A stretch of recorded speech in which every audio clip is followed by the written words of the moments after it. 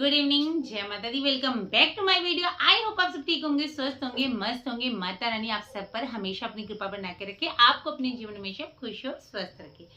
तो आज मैं आप सबके साथ शेयर करूंगी अपना लेह लद्दाख ट्रिप का एक्सपीरियंस। वैसे आजकल बहुत से लोग घूमने जाते हैं तो सबका अपना अपना एक्सपीरियंस होता है, लेकिन हाँ, जो मेरा एक्सपीरियंस रहा वो मैं आपके साथ शेयर करूंगी। ओवरऑल बहुत अच्छा ट्रिप था हमारा, बहुत इंटरेस्टिंग था, सेफ था, बहुत इंजॉय किया हमने। लेकिन हाँ, फिर भी कुछ एक्सपीरियंस ऐसे हैं जो मैं आपके साथ शेयर करूंगी। सबसे पहले मैं बात करूंगी, जो आप ट्रैवल करते हो उसमें आपको क्या क्या चीज़ें चाहिए। जब आप ट्रिप पे निकलते हो, ट्रैवल करते हो, तो उसमें आपको क्या क्या चीज़ें चाहिए उसके बारे में बात करूंगी।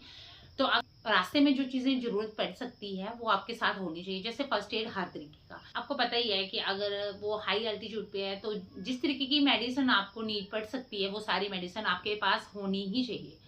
और दूसरी बात, खाने पीने का सामान जो आपको रास्ते में जरूरत पड़ सकती है पूरे लेह लद्दाख पहुंचने तक, लेह मार्केट पहुंचने तक या फिर कारगिल पहुंचने तक, प्रॉपर एक मार्क मतलब स्टॉप पे पहुंचने तक। अगर आप जैसे कारगिल पहुंच गए वहां पे आपको सब कुछ मिल जाएगा, लेकिन रास्ते की बात कर रही हूँ, रास्ते में अगर आपको छोटी मोटी किसी भी चीज की जरूरत पड़ती है तो आपके पास होना चाहिए। और अगर गाड़ी लेके, खुद की गाड़ी लेके जा रहे हो तो तब भी आपके पास छोटी मोटी, जैसे कुछ भी, जैसे टायर पंचर हो जाता है या कुछ ऐसा हो जाता है, छोटी मोटी दिक्कत अगर हो जाती है तो उसको खुद सॉल्व कर पाओ, तो ये सब आपके पास होना चाहिए। और सबसे बड़ी बात है कि मेडिसिन का खास तौर पे ध्यान रखना है, क्योंकि एकदम से मौसम चेंज हो जाता है, एकदम से ठंडा, एकदम से गर्म। क्योंकि जब हम हाई एल्टीट्यूड पे जाते हैं तो एकदम से ठंड हो जाती है, जब डाउन में आएंगे तो एकदम से थोड़ी गर्मी हो जाएगी। तो मौसम के अकॉर्डिंग कपड़े बिल्कुल होने चाहिए साथ में। बाकी जरूरत पड़े नहीं पड़े, लेकिन हाँ, साथ में होने चाहिए, ये बहुत ही ज्यादा जरूरी है। और दूसरी बात करेंगे हेल्थ की, तो अगर आप बिल्कुल फिट हो तो आपको कोई दिक्कत नहीं है, क्योंकि हमें कोई दिक्कत नहीं हुई। हम तो बिल्कुल ठीक हैं, क्योंकि हेल्थ ठीक है तो हमें ना, बच्चों को कोई दिक्कत हुई ना हमें। पर मैं बात उनकी कर रही हूँ जिनके पहले से हेल्थ इशू रहते हैं ना, मतलब ब्लड प्रेशर है या फिर शुगर है या फिर कोई और दिक्कत है, तो उनको दिक्कत बहुत ज्यादा हो सकती है। वो अवॉइड करें, क्योंकि बहुत ही ज्यादा लॉन्ग रूट है, तो इसलिए उनको अवॉइड करना चाहिए। शायद वो इतना मतलब लंबा सफर तय नहीं कर पाएंगे। और दूसरी बात है कि एकदम से जब मौसम चेंज होता है उसकी वजह से जो हेल्थ है वो ज्यादा खराब हो जाती है, तो आपको वापस भी आना पड़ सकता है। तो इसलिए अपनी हेल्थ को देखकर ही निकलें। अगर हेल्थ इशू है तो थोड़ा सा अवॉइड करें, पहले अपनी हेल्थ को थोड़ा बैलेंस करें, मेंटेन करें, उसके बाद ही कहीं इतने दूर ट्रिप पे, इतनी दूर जो है, आप ट्रिप पे निकलें, ऐसे नहीं।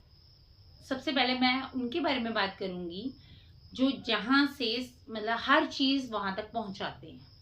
सीरियसली मैं बात कर रही हूँ, हमारे जो जम्मू कश्मीर में ड्राइविंग करते हैं ना हमारे ड्राइवर भाई, जो जहां से हर चीज लेकर वहां उन जो स्थानीय लोग हैं लेह लद्दाख के, उनके तक पहुंचाते हैं, उनका जीवन यापन जिससे चलता है, मैं उनके बारे में बात करूंगी। सच में यार, मैं बोलती हूँ कि बहुत मुश्किल होता है कैसे वो लोग इतना हैवी लोड करके गाड़ी में, इतनी हैवी व्हीकल कैसे वो लेकर जाते हैं। क्योंकि लेह लद्दाख के जो रोड मैंने देखे ना, एकदम से आपको टॉप पे जाना है, फिर बॉटम में आना है, फिर टॉप पे जाना है, फिर बॉटम में आना है, इस तरीके के कुछ रोड है। रोड बहुत अच्छे हैं, वेल मेंटेन है, वेल डेवलप्ड हैं, लेकिन फिर भी देखो, गाड़ी तो चलाकर ही होगी ना। तो इस तरीके से अगर आपकी गाड़ी जितनी ज्यादा वेट है, गाड़ी में ओवरलोड है, गाड़ी बिल्कुल फुल लोडेड गाड़ी है, तो देखो कितनी दिक्कत होती होगी उनको।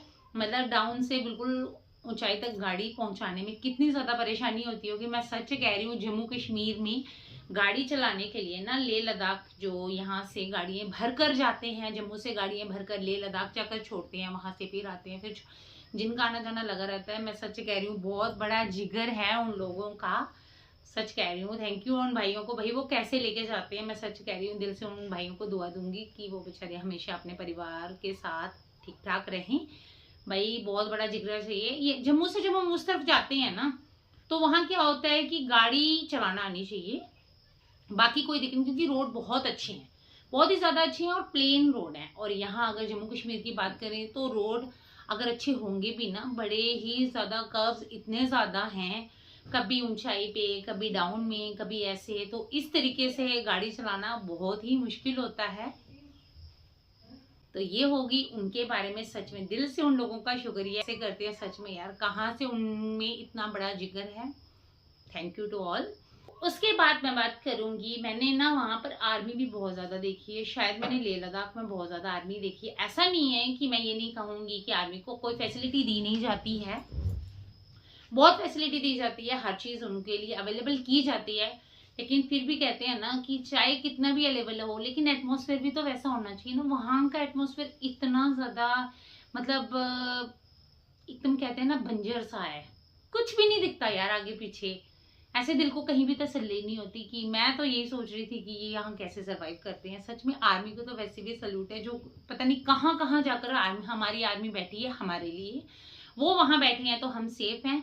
तो आर्मी, हमारे जो देश की आर्मी है उसको भी सल्यूट है भाई सच में, क्योंकि आपको पता है लेह लद्दाख में 2-3 महीने, 3-4 महीने ही अच्छा रहता है क्लाइमेट। बाकी आपको पता ही है कि वहाँ पर कैसा रहता है। और सिटी से बाहर अगर निकलोगे ना तो वहाँ पे बहुत ही बुरा हाल होता है, बहुत ही स्नो। अभी भी हम गए थे तो इतनी टॉप पे इतनी ज्यादा स्नोफॉल हुआ था, मतलब मुझे नहीं लगता कि पूरे साल में कभी पिघलता भी होगा।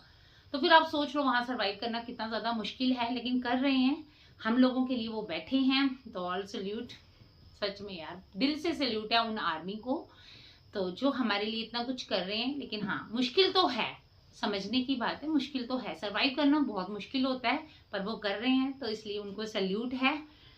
एक एक्सपीरियंस आपके साथ वो शेयर करूंगी मैं बात कर रही हूँ, हम गए थे कारगिल वॉर मेमोरियल। वहां जाकर मुझे बहुत ही ज्यादा हार्ट टचिंग मेरा एक्सपीरियंस रहा। वहां पर मुझे बिल्कुल भी अच्छा नहीं लगा, अंदर कैमरा अलाउड नहीं था, वीडियोग्राफी फोटोग्राफी कुछ भी अलाउड नहीं था, तो इसलिए हम नहीं ले पाए।